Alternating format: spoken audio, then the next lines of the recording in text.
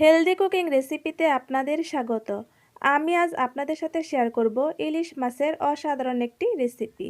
ইলিশ মাছ সবারই প্রিয় একটি মাছ, আর এই মাছ মানুষ বিভিন্নভাবে রান্না করে থাকে। কিন্তু আপনারা যদি আমার এই রেসিপিটি ফলো করে ইলিশ মাছ রান্না করেন তাহলে খেতে হবে দারুণ মজার। আসুন তাহলে দেখে নিই কীভাবে এই ইলিশ মাছের অসাধারণ রেসিপিটি তৈরি করতে হয়।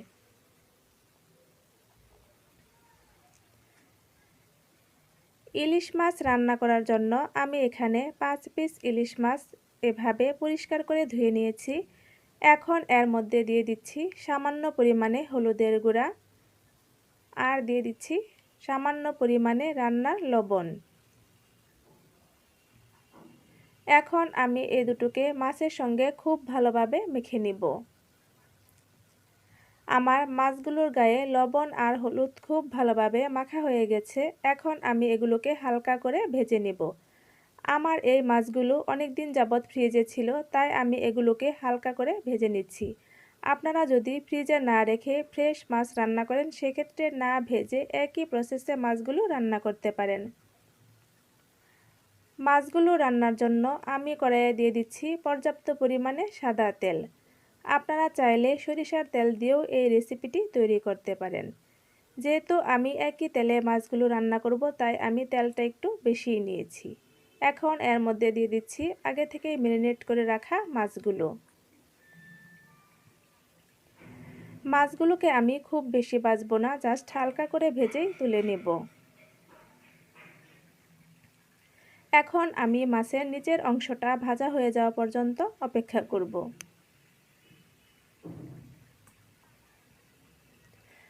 আমার মাছের নিচের অংশটা ভাজা হয়ে গেছে। এখন আমি এগুলোকে উল্টে দিব। মাছগুলো উল্টানোর সময় একটু সাবধানে উল্টাতে হবে, তাড়াহুড়া করলে মাছগুলো ভেঙে যেতে পারে।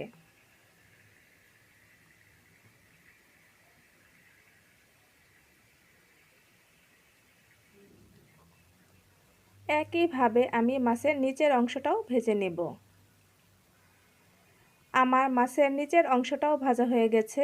এখন আমি এগুলোকে তেল থেকে উঠিয়ে নিব।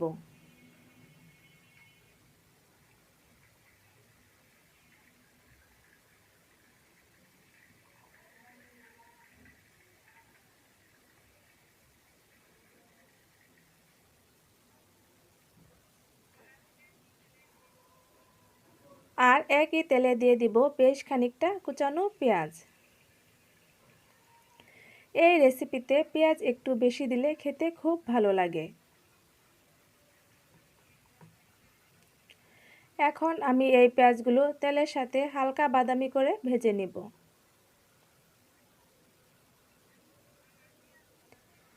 আমার পেঁয়াজগুলো ভাজা হয়ে গেছে।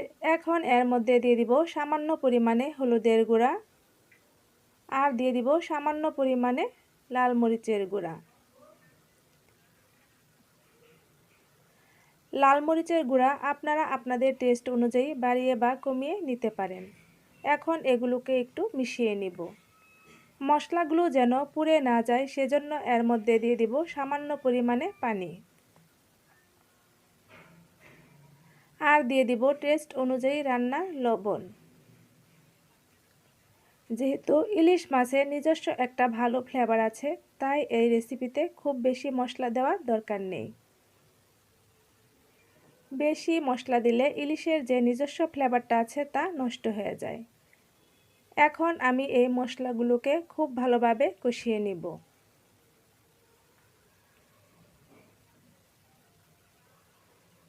আমার মশলাগুলো কষানো হয়ে গেছে। এখন এর মধ্যে দিয়ে দিব আগে থেকেই ভেজে রাখা মাছগুলো।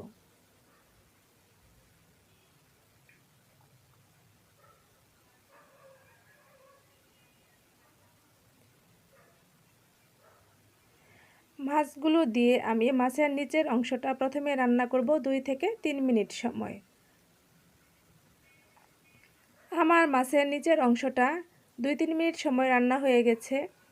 এখন আমি এগুলোকে সাবধানে উল্টে দিব। আমরা সবাই জানি ইলিশ মাছ খুবই নরম একটি মাছ, তাই এগুলো উল্টানোর সময় একটু সাবধানে উল্টাতে হবে, তা না হলে ভেঙে যেতে পারে।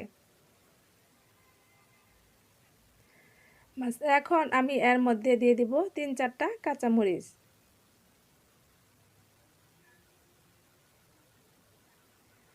আর দিয়ে দিব সামান্য পরিমাণে পানি।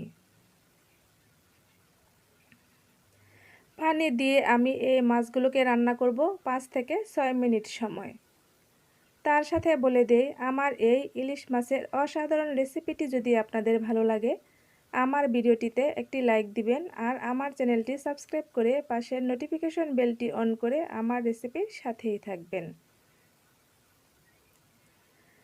যেহেতু আমি এই মাছগুলোকে আগে ভেজে নিয়েছি, তাই এক্ষেত্রে ঢাকনা দিয়ে রান্না করার কোনো দরকার নেই।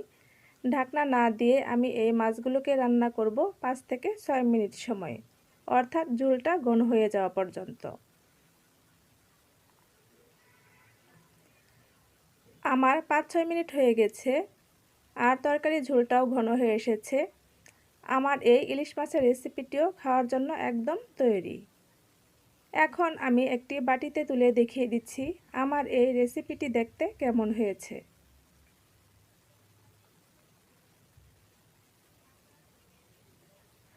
আপনারা স্ক্রিনে দেখতেই পাচ্ছেন আমার এই ইলিশ মাছের অসাধারণ রেসিপিটি দেখতে অসম্ভব সুন্দর হয়েছে। আর এভাবে ইলিশ মাছ রান্না করলে খেতেও খুব ভালো লাগে।